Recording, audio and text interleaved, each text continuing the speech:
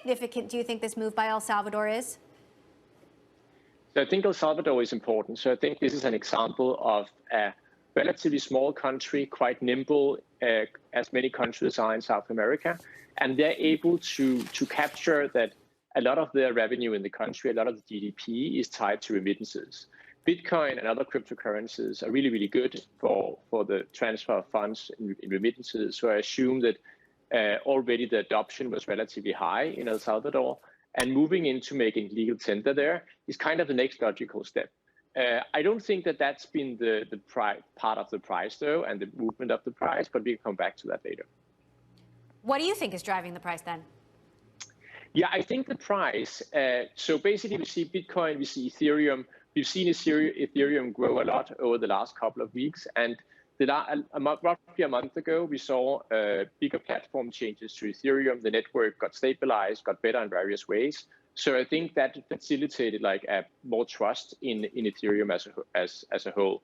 On top of that, we've seen the trend of DeFi that's been growing and growing. DeFi is decentralized finance, where you can basically run exchange services directly on the blockchain. You can run lending and other things directly on the blockchain. And that's been pumping the interest in Ethereum.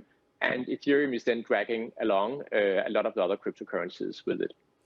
Now, when you look at some of the numbers out of El Salvador, you've got 65% of people saying they wouldn't be open to being paid in cryptocurrency, and you got to get merchants and people to accept it. And yet we're seeing adoption in other countries. We saw there Vietnam, India, Ukraine, Pakistan.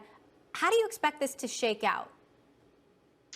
So I think that it's with everything that's new, a lot of people in the country that you would ask this question would hardly know what Bitcoin is. And they would be like, I want my dollars, I want what I'm used to, and so on. And then they will see they can download the wallet from the government. They start to use it and realize this is actually equally simple or even simpler than what they're used to. So I think that's just the normal resistance that you would see in a country. So I'm not super concerned about that. What's next then, in your view? How, especially as we see looming regulation, we're waiting for more signals from the SEC in the US, for example, and you've got this tension between early adopters and excitement and distrust from a lot of people. So I think one of the things that is important to know about cryptocurrencies, first of all, it's far more transparent than any other asset class that we are used to look at. So the general assumption, a perception about cryptocurrencies is that it's dark, it's anonymous, and so on. It's actually the opposite. So it's far more transparent. And I think that that's something that regulators are starting to see and understand and will utilize over time, and actually see that as a benefit, as a better medium of exchange, as a better, like, interesting investment platform. Further on, we've seen a lot of financial innovation happening on crypto. I would say financial innovation is far bigger on the crypto side of the market than in the traditional finance world. And that will also drive a lot of adoption. Of course, that will challenge and give a lot of conversations with the SECs and others. But I do see relatively positively on the future of that.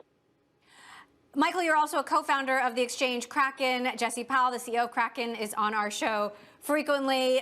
We love to ask him where he thinks Bitcoin is going. Take a listen to what he had to say most recently about just how far up the price can go.